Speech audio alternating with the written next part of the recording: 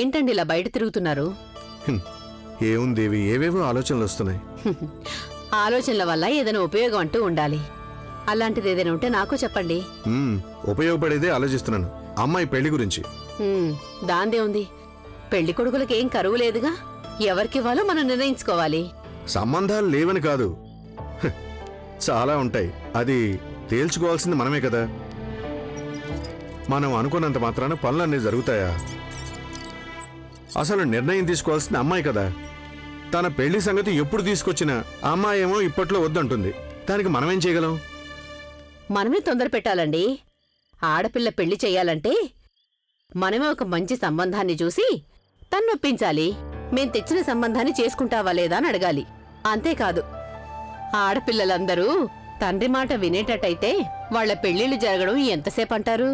మన వల్లి వద్దు వద్దనంత ఖచ్చితంగా అంటుంటే మనం మాత్రం ఏం చేయగలం? నువ్వే చెప్పు. మనం చెప్పేది తన మంచి కోసమే కదా. మంచి చెడ్డలు నిర్ణయించుకోగల వయసు తనకుందని అనుకున్నప్పుడు తన మనస్సులో కూడా ఎవరైనా ఉన్నారా అని మనం తెలుసుకోవాలిగా. అదేదో మనం తెలుసుకుంటే సరిపోతుంది. ఆడపిల్లలంటే ఎన్నెన్నో ఆశలుంటాయి. అవన్నీ వాళ్ళు నెరవేరాలి అనుకుంటారు. అదలా ఉంచండి. ముందొక మంచి సంబంధం చూడాలి. సరే, తనకు నచ్చిన సంబంధం దొరకాలిగా. అయితే నా దృష్టిలో ఒక మంచి అబ్బాయి ఉన్నాడు. మన అమ్మాయికి సరిగ్గా సరిపోతాడు.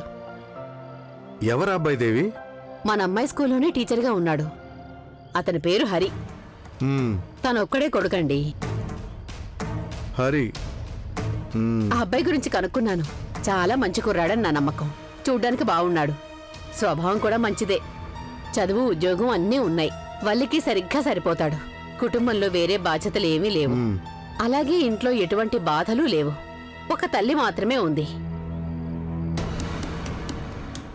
ఇంకేం ఆలోచించకండి. మరి వల్లి ఏమంటుందో తెలియదు కదా. తనకి ఆ అబ్బాయి నచ్చుతాడో లేదో చెప్పలేం కదా. అలాంటి సంబంధం చూస్తారా అని తను మన్ని కోపగించుకుంటే?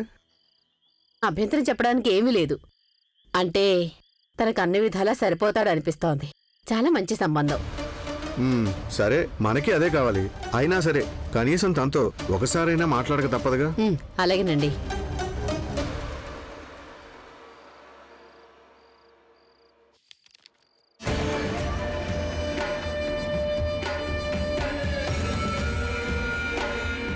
ఇందాకటి నుంచి అలా తిరుగుతూనే ఉన్నారు. అసలేమైంది మీకు? ఒంట్లో బానే ఉంది కదా. ఏమైనా సమస్య? నాకలాంటి సమస్య ఏం లేదు. మరి పరిష్కారం లేని సమస్య ఏది ఉండదు అంటారు. మీరు విషయం చెప్పండి. అయినా అది కనీసం భార్యకు కూడా చెప్పకూడని అంత పెద్ద సమస్య. అబ్బా, అది ఆ పుణ్యకోటి గారు ఆఫీస్కొచ్చారు. ఆయనకి పార్ట్నర్షిప్ వచ్చుంటుందని నేననుకోవట్లేదు. అదేం పెద్ద సమస్య? అది కాదు, ఇంత పెద్ద వ్యాపారం ఏమవుతుందో అని సమస్య. అంతే కదా. దాని గురించి మావయ్యకి బావగారికి చెప్పండి. ఈ బిజినెస్ చేయడం కష్టంగా ఉంది అని చెప్పేయండి. ఇది చాలా పెద్ద వ్యాపారం. అందులో ఏదైనా ఇబ్బంది వస్తుందిగా. ఇప్పుడు అది కాదు సమస్య. తీసుకున్న డబ్బంతా తిరిగిమ్మంటున్నాడే. అది కూడా వెంటనే తిరిగిచ్చేయాలట. 70-80 లక్షల వ్యవహారం.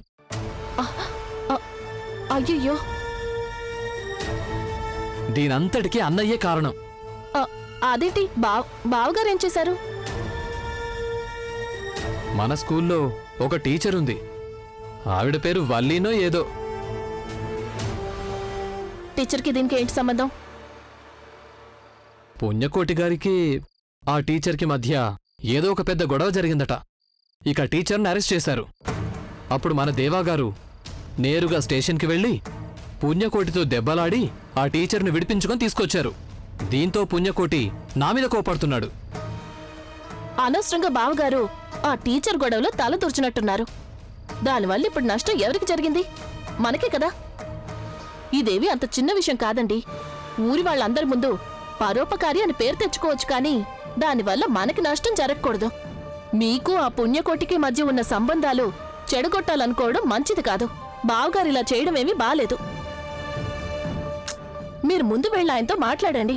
లేకపోతే మళ్ళీ ఏదైనా సమస్య వస్తుంది.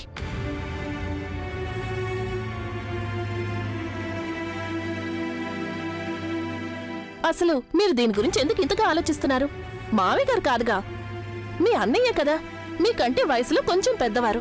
వెళ్ళి మాట్లాడి చూడండి. మీకేదైనా సమస్య వస్తే ఎవరికి చెప్తారు? నాకే కదా చెప్తారు. నా కోసం చెప్పడం లేదు. నేను అన్నయ్యని బాధ పెట్టదలుచుకోలేదు. ఇంట్లో ఏదైనా సమస్య వస్తే మనమేగా చూసుకోవాలి. అలాగని మీరు 70 లక్షలు నష్టం వస్తే చూస్తూ ఊరుకుంటారా? వెళ్ళి మాట్లాడరండి. సరే, వెళ్ళి అన్నయ్యతో మాట్లాడొస్తాను.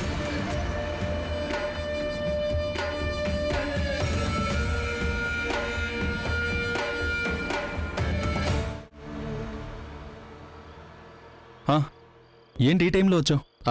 ఓ పని మీద వచ్చాను. అనవసరమైన పనుల్లో తలదూర్చడం బావుందా? ఏంటా పని? అదేంటంటే నువ్వు ఆవేశంలో అనవసరమైన పనులు చేస్తున్నావు. అనవసరమైన పనా? ఏం చేశాను నేను? సంగతి ఏంటో చెప్పు. నీ వల్ల నా బిజినెస్ మొత్తం దెబ్బతింటుందన్నయ్య. అదేంటి, ఇంతవరకు నేను నీ బిజినెస్లో తలదూర్చలేదే. ఇంకేంటి? నువ్వు పుణ్యకోటి గారి వ్యవహారాల్లో జోక్యం చేసుకోవడం మంచి పనా చెప్పు? ఓహో, అదా విషయం. అవును, అదే విషయం. నీకేం నష్టం లేదన్నయ్య. నష్టపోయింది నేనే కదా. ఇంతకీ నీతో ఆ పుణ్యకోట ఏం చెప్పాడు? మీ అన్న ఏంటి ఇలా చేశాడు అని అడిగాడు. మధ్యలో మీ అన్న ఎందుకు దూరాడని అడిగాడు. మన స్కూల్లో పనిచేస్తున్న ఒక టీచర్ ఆ పుణ్యకోటితో ఏదో గొడవ పడింది. అప్పుడు పోలీసులు అరెస్ట్ చేసి తనని స్టేషన్కి తీసుకెళ్లారు. ఆ గొడవలో పుణ్యకోటిని ఆ టీచర్ కొట్టిందంట. అదేమన్నా మంచి పనా చెప్పు? అంటే ఆ పుణ్యకోటి మంచివాడనా నువ్వనేది? చూడన్నయ్యా, ఈ లోకంలో మంచివాళ్ళు చెడ్డవాళ్ళని ఎంతోమంది ఉంటారు. దానికి మనమేం చేస్తాం చెప్పు?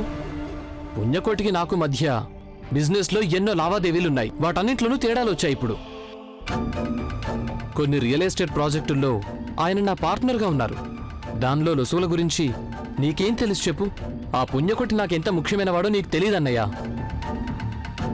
నేను మంచి మంచి వ్యాపారాలు చేసి రేపో మాపో గొప్పవాడినవటం నీకిష్టం లేనట్టుందన్నయ్యా. భలే అడిగావే. నన్నే ఇలా అంటున్నావా?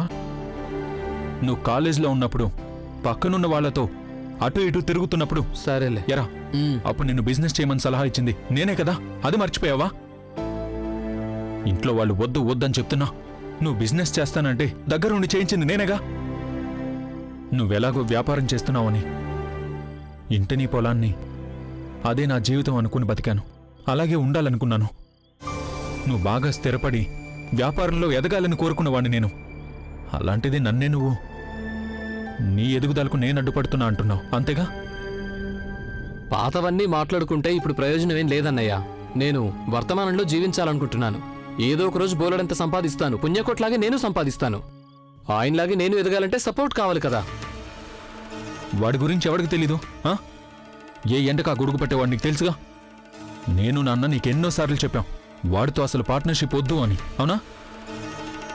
అయినా నువ్వు వినలేదు. అన్నయ్య, ఎవరితో కలిసి వ్యాపారం చేయాలో నాకు బాగా తెలుసు. అందువల్ల వాడు చేసే పాపాలన్నింటిలో నీకు కూడా భాగం ఉంటుంది. అది గుర్తుంచుకో. పుణ్యకోటిని ఎదిరించాలనుకోవడం చాలా ప్రమాదకరం. దాని గురించి కుదిలే. చేతులు కాళ్ళు కడుక్కొని భోంచేసి పడుకో. వెళ్ళు. అన్నయ్య, చేతికి దొరికింది జార విడుచుకోవద్దని సామెత ఉంది తెలుసా? అందువల్ల నువ్వు ఇంకా నాకేం చెప్పొద్దు, సరేనా?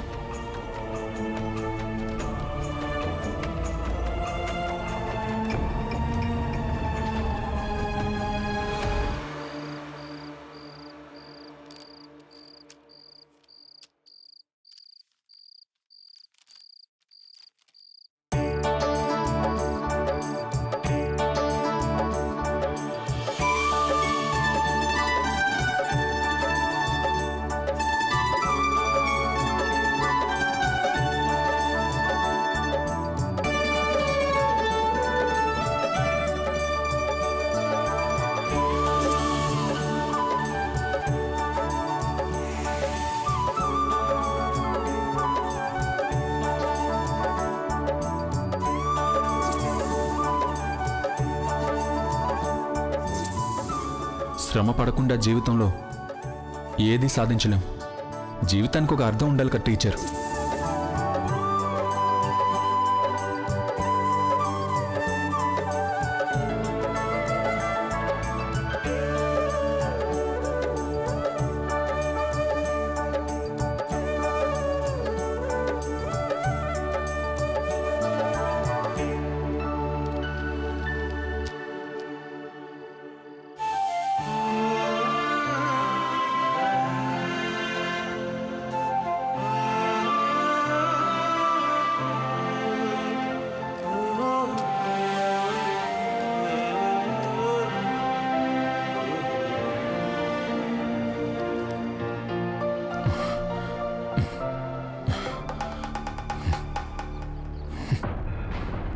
బావగారు,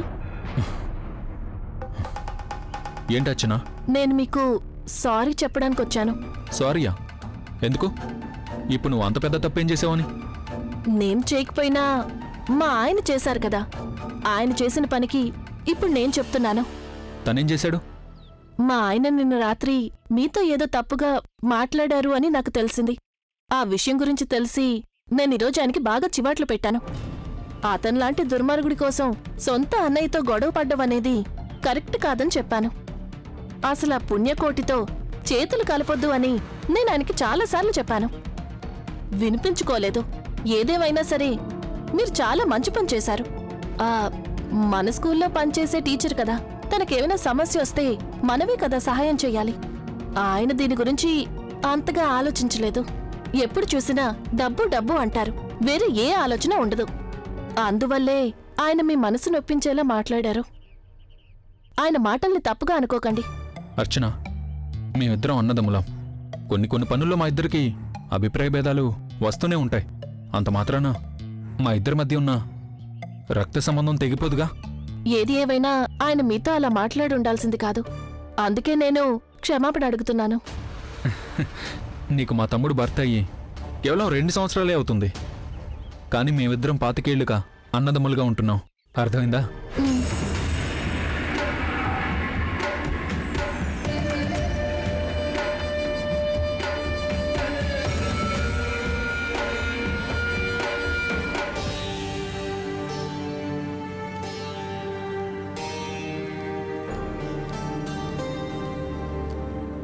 పాలు లేవమ్మా? ఉన్న పాలు మీ నాన్నగారు తాగేశారు.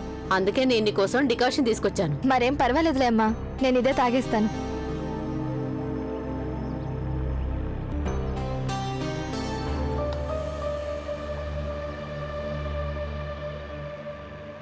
అవును, నువ్వు స్కూల్కి వెళ్ళలేదా? సాధారణంగా ఈ పాటికి నువ్వు బయలుదేరిపోతావుగా. ఇంకా 2-3 ఆన్సర్ పేపర్స్ ఉన్నాయి నాన్న. వాటిని కరెక్షన్ చేస్తే ఈ రోజు క్లాస్లో పిల్లలకి ఇవ్వచ్చు.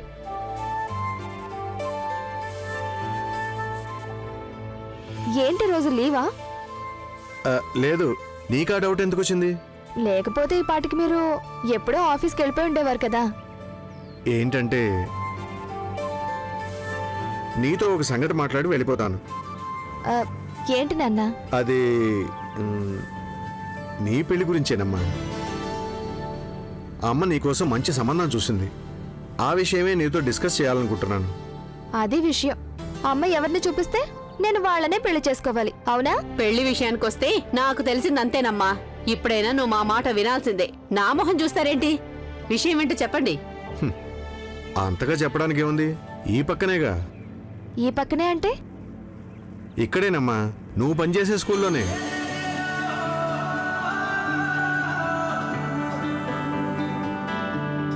ఈ ఊరు వాళ్ళే, అదే మార్తాండపురం వాళ్ళు.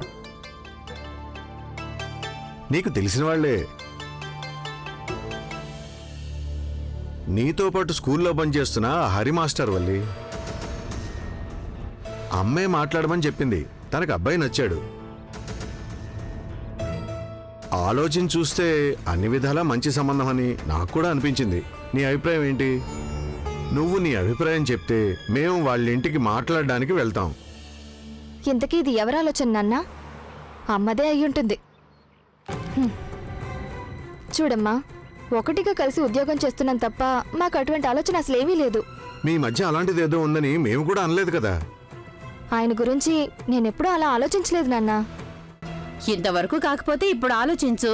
అదంతా అయ్యే పని కాదమ్మా. ఇప్పుడు నువ్వు ఒప్పుకున్నావా లేదని ఆలోచిస్తే దీని గురించి మేమే నిర్ణయిస్తాం. అమ్మా, నువ్వు ఇప్పుడు ఇటువంటి పనులు చేసావంటే నేను రేపు స్కూల్కి వెళ్ళాక ఆయన మొహం ఎలా చూస్తాను? ప్రశాంతంగా ఉద్యోగం ఎలా చేయను? పెళ్ళైన తర్వాత చాలా మంది కలిసి ఉద్యోగం చేస్తున్నారు. అదేమీ గొప్ప విషయం కాదు. అతనితో సంబంధం గురించి మాట్లాడితే నేను ఉద్యోగం వెంటనే మానేస్తాను చెప్తున్నా, నిజంగా. నువ్వు ఉద్యోగం మాని, అదే మంచిది. ఈ ఉద్యోగం వల్లే కదా నువ్వు మొండికేస్తున్నావు. ఉద్యోగం వల్లనే కదా హరిని పెళ్లి చేసుకోను అంటున్నావు. ఉద్యోగం మానేసావంటే ఎటువంటి సమస్య ఉండదు. అందుకే నేను కూడా చెప్తున్నాను, నువ్వు ఉద్యోగం మాని. నువ్వింతే, ఎప్పుడు నన్ను మనశ్శాంతిగా ఉండనివ్వవు. లేకపోతే నీ మనశాంతి కోసం ఆలోచించి మా మనశాంతి పోగొట్టుకోవాలా? చూడు, హరి మంచి పిల్లాడు, నాకు నచ్చాడు. అందుకే చెప్తున్నాను. ఈ ఆలోచనని ముందుకు తీసుకెళ్లాలని మేము అనుకుంటున్నాము. కానీ పెళ్లి చేసుకోవాల్సిన నాకు కూడా ఇది ఇష్టం ఉండాలి కదా. వల్లి ఆగమ్మా.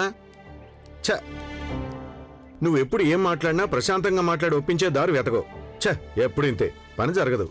తన గురించి మీకు బాగా తెలుసు కదండి. తను మొండిగా ఉంటే ఎలా కుదురుతుంది? ఈ సంబంధాన్ని ఖాయం చేసుకుందాం.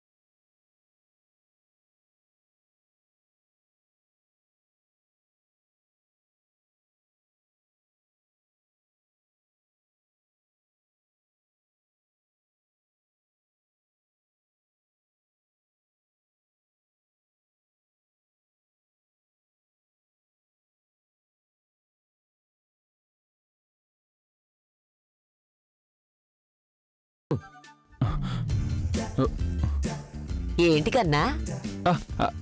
ఆయమ్మ పూజ. నువ్విప్పుడు టీవీకి పూజ చేస్తున్నావా? ఏమైంది నీకు అసలు? అబ్బే ఏం లేదు, ఏదో శబ్దం వినిపిస్తూ వచ్చాను.